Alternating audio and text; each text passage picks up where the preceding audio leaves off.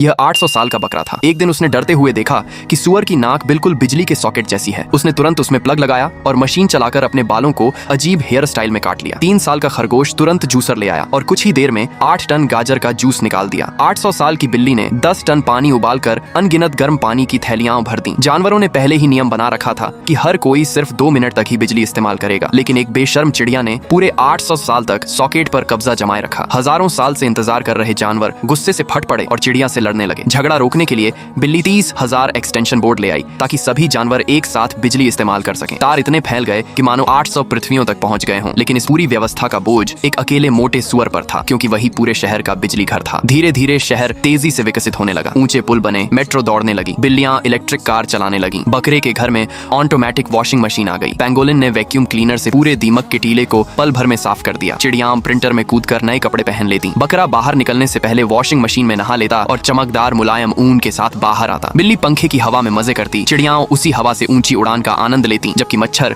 रात भर रंग बिरंगी रोशनी में नाचते रहते। लेकिन इस शहर का सबसे बड़ा शिकार चोर बना। जैसे ही उसने चोरी करने की कोशिश की, पुलिस ने उसे रंगे हाथों पकड़ लिया। समय बीतता गया और जानवरों की बेहिसाब बिजली खपत से मोटे सुअर के शरीर की सारी ऊर्जा खत्म होने लगी। विशेषज्ञ बार बार चेतावनी देते रहे, बिजली बचाओ, लेकिन किसी ने उनकी बात पर ध्यान नहीं दिया। आखिरकार सुअर की सारी बिजली समाप्त हो गई और पूरा शहर गहरे अंधेरे में डूब गया। आरामदायक जीवन पल भर में बिखर गया। घबराए हुए सभी जानवर सुअर के पास पहुंचे तो देखा कि वह इतना दुबला हो चुका था कि सिर्फ हड्डियां ही बची थीं। सभी जानवर शहर लौटे, सुपरमार्केट का सारा खाना लूटकर सुअर को खिलाने लगे ताकि यह जीवित बिजली घर फिर से चल पड़े। थोड़ी देर बाद चमत्कार हुआ और बिजली वापस आ गई, लेकिन यह खुशी सिर्फ 2.5 मिनट तक ही टिक सकी। फिर पूरा शहर दोबारा अंधेरे में डूब गया। अब कमजोर सुअर पूरे शहर का बोझ उठाने की ताकत खो चुका था। चारों ओर अफरा तफरी मच गई। लोमड़ी ने खरगोशों को उकसाकर तोड़ फोड़ शुरू करवा दी। पुलिस अधिकारी कुत्ता उन्हें रोकने पहुंचा, लेकिन सभी ने मिलकर उसे बुरी तरह पीट दिया। कानून पूरी तरह बेबस हो गया। हालात बिगड़ते देख बिल्ली किसी तरह वहां से भाग निकली। उसी समय एक और भयानक हादसा हुआ। ढलान पर खड़ी ट्रेन अपने आप पटरी से उतर गई। रास्ते में फैले बिजली के तारों ने उसे 2 टुकड़ों में काट दिया। फिर ट्रेन हवा में उछली और ऊंची इमारतें डोमिनो की तरह एक एक करके गिरने लगी। तभी एक छोटा सा घर आसमान से गिरकर शहर की नींव पर आ टकराया। पूरी नींव टूट गई और देखते ही देखते पूरा शहर मलबे के ढेर में बदल गया। इस भीषण आपदा में अधिकांश जानवर मारे गए, केवल कुछ ही जीवित बच पाए। घायल बिल्ली टूटे हुए शहर के बीच लड़खड़ाते हुए चल रही थी। उसे गहरा पछतावा हो रहा था। काश मैंने वह एक्सटेंशन बोर्ड कभी न निकाला होता तो शायद आज ये सब न होता। लेकिन जैसे ही वह शहर की सीमा तक पहुंची, उसकी नजर जमीन से बाहर निकली एक लंबी सूंड पर पड़ी। वह एक विशाल हाथी की सूंड थी और उसका आकार बिल्कुल बिजली के सॉकेट जैसा था। बिल्ली कुछ पल के लिए झिनकी, लेकिन आखिरकार खुद को रोक न सकी। उसने फिर से प्लग उठाया और उस सूंड में लगा दिया। उसके पीछे बचे हुए दूसरे जानवर भी चुपचाप कतार बनाकर खड़े हो गए और इसी के साथ एक नया चक्र फिर से शुरू हो गया।